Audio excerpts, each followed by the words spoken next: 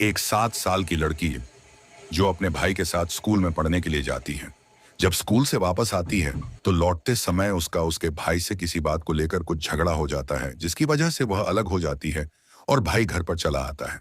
लेकिन वह लड़की इधर उधर भटक जाती है और उसके बाद वह एक ऐसे लोगों के चंगुल में फंस जाती है जिससे वह निकलने का तो प्रयास करती है, मगर वह निकल नहीं पाते।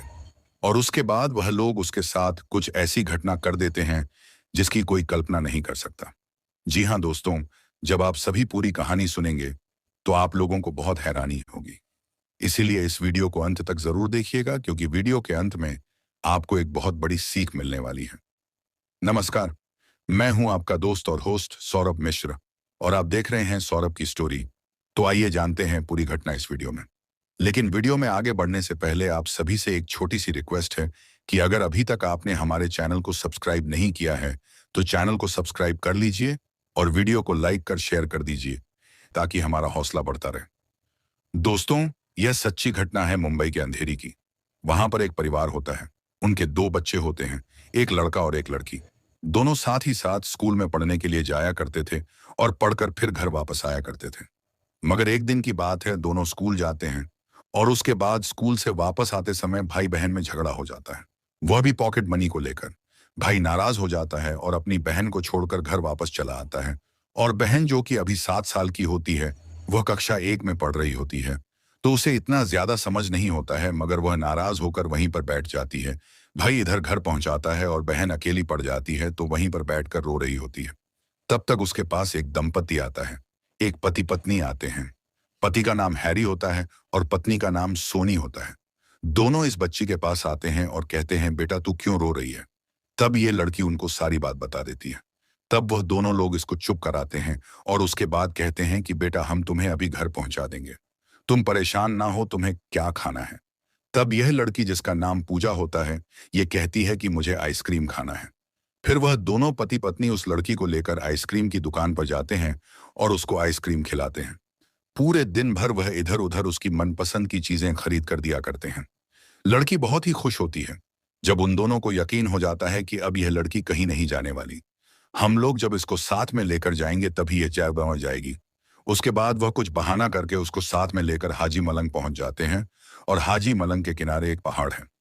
वहां पर पहुंचने के बाद फिर दोनों लड़की से कहते हैं कि अब तुम्हें कहीं पे नहीं जाना है। मगर दोस्तों, शाम होने वाली थी। लड़की रोने लगती है और कहती है कि मुझे अब लोगों के साथ में नहीं रहना है, मुझे अपने घर जाना है। लेकिन जो पति पत्नी होती हैं, वह लड़की पूजा को धमकाते हैं कि अगर तुम जाने के लिए जिद करोगी या शोर मचाओगी तो हम तुम्हें इसी पहाड़ से नीचे धकेल देंगे। पूजा बहुत ज्यादा डर जाती है और वह उन लोगों की बातों को मानना शुरू कर देती है, क्योंकि उसे इतना डर हो चुका था कि कहीं वास्तव में यह लोग मुझे इस पहाड़ी से नीचे ना फेंक दें। इसलिए अब वह सोनी और हैरी की बात मानने लगती है।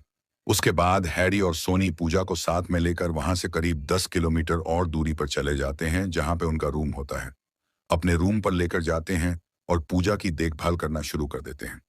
वक्त धीरे धीरे गुजरता है और इधर घर वाले जो पूजा के थे, वह दिन रात खोजने में जुट जाते हैं, लेकिन पूजा का कहीं पर भी पता नहीं चलता। तब गांव के कुछ पड़ोसी और पूजा के माता पिता दोनों लोग जाकर थाने में रिपोर्ट दर्ज कराते हैं। जो अंधेरी में डीएन नगर पुलिस स्टेशन है, वहां पर पहुंचकर इसका रिपोर्ट दर्ज होता है। पुलिस अब छानबीन में जुट जाती है।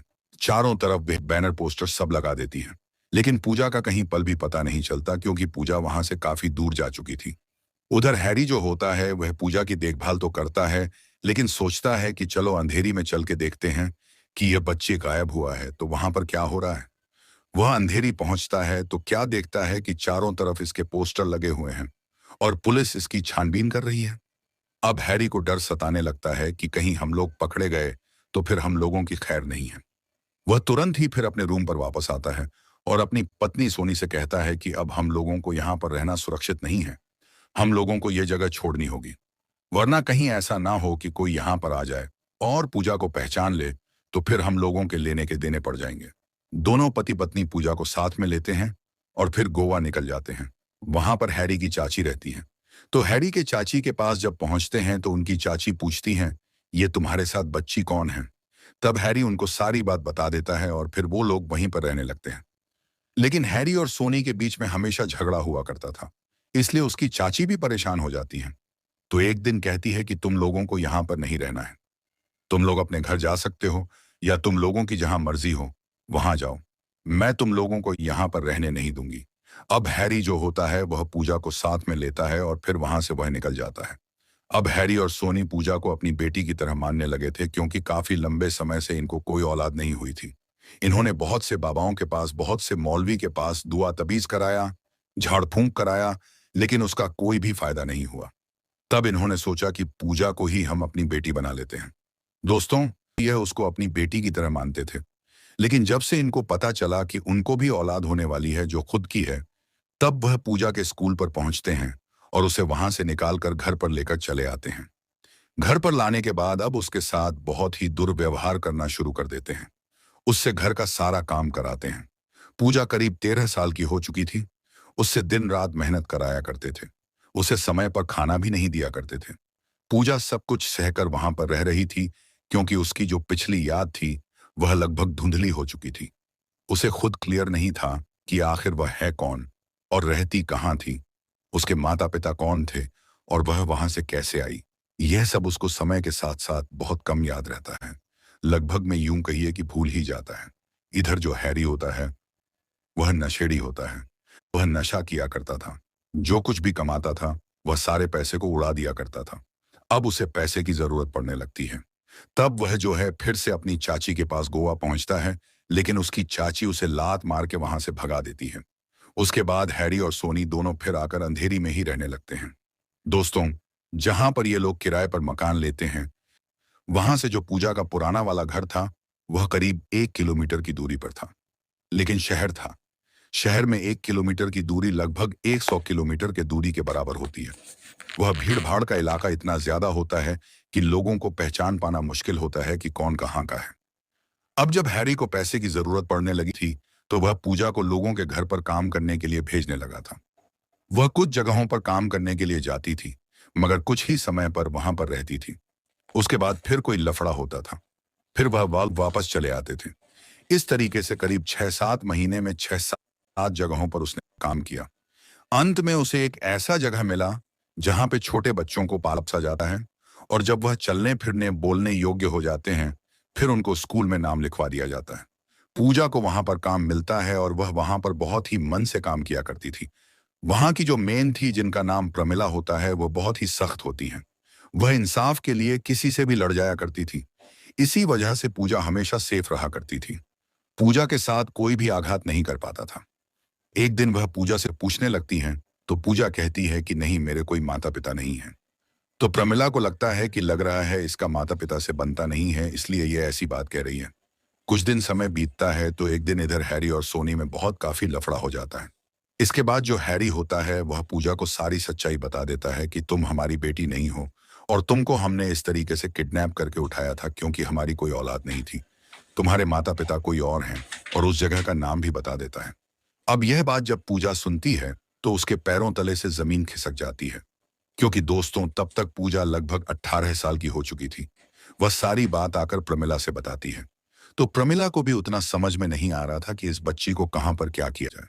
तब वह अपने एक सहेली से बात करती है। जो उसकी सहेली होती है वह कुछ इंटरनेट वगैरह चलाया करती थी, तो उसे पूजा के बारे में कहती है और कहती है कि देखो, इंटरनेट पे हो सकता है इसका कुछ जो है पता चल पाए। तो वह इंटरनेट पे सर्च करती है तो उसको वही वाला पोस्टर मिल जाता है जो करीब 10 साल पहले पुलिस ने पोस्टर चिपकाए थे। वो नेट पे भी पड़ा हुआ था, तो नेट पे इसको मिल जाता है। अब जब उस फोटो को पूजा को दिखाया जाता है तो पूजा पहचान जाती है कि हाँ, मैं यही हूं। उस पर दोस्तों 4 नंबर होते हैं। उन चारों नंबरों पर बारी बारी से फोन किया जाता है, जिस पर 3 नंबर ऐसे होते हैं जो कि समय के साथ साथ बंद हो चुके थे, लेकिन उसमें एक नंबर होता है जिस पर घंटी जा रही होती है।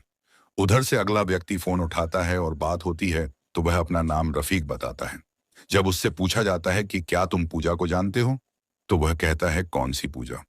क्योंकि दोस्तों समय तो काफी बीत चुका था और वह भी था पड़ोसी, इसलिए उसके दिमाग में भी हट चुका था। उसका नंबर इसलिए चालू था क्योंकि वह कुछ कारोबार किया करता था, इसलिए उसने अभी तक अपना कोई भी नंबर चेंज नहीं किया था और ना ही बंद किया था। उसे कुछ बातें बताई जाती हैं और पोस्टर वगैरह के बारे में बताया जाता है। इतनी बात सुनकर जो रफीक होता है वह रोने लगता है।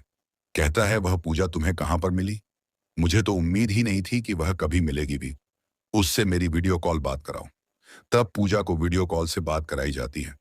तब उसे यकीन होता है और पूछता है कि यह बताओ बेटा तुम कहाँ पे हो। तब वह अपना एड्रेस बताती है। लेकिन इधर परमिला जो होती है वो कहती है कि आप जो है इस समय मत आइए, क्योंकि दोस्तों शाम का समय हो चुका था। तो कहती है कि एक काम करिए, आप कल सुबह आइए और पुलिस के साथ में आइए, क्योंकि हैरी और सोनी जो इसको अपने पास में रखे हैं पूजा को, वह इसको जाने नहीं देंगे और बखेड़ा खड़ा कर देंगे। अगर आप पुलिस को साथ में लेकर आते हैं तो जरूर आप इस बच्ची को साथ में लेकर जा सकते हैं। अब जो रफीक होता है वह ऐसा ही करता है। अगले दिन थाने पर पहुंचता है और वहां से कुछ पुलिस को लेता है और साथ में लेकर फिर हैरी के घर पे आता है और हैरी को अरेस्ट कर लिया जाता है। उसके बाद पूजा को वहां से छुड़ा लिया जाता है और जो हैरी की पत्नी होती है, जो कि प्रेग्नेंट होती है, पुलिस उसके साथ नरमी बढ़ती है। उसको फिलहाल जेल नहीं भेजती, लेकिन हैरी को जेल भेज दिया जाता है।